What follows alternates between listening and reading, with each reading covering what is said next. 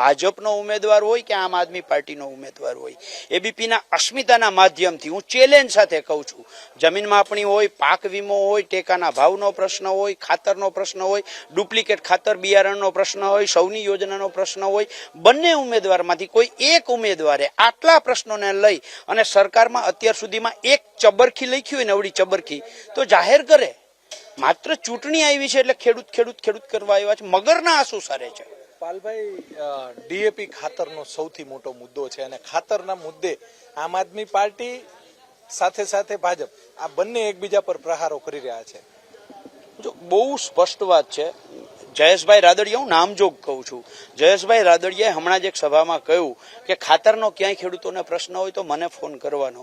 હું એબીપી અસ્મિતાના માધ્યમથી જયેશભાઈને કહેવા માંગુ છું કે જયેશભાઈ, તમારા જેતપુર વિસ્તારમાં જ્યાં ખાતરની સાથે નેનોની એક બાટલી બટકાવે છે ને ફરજિયાત, એ તમે બંધ નથી કરાવી શક્યા.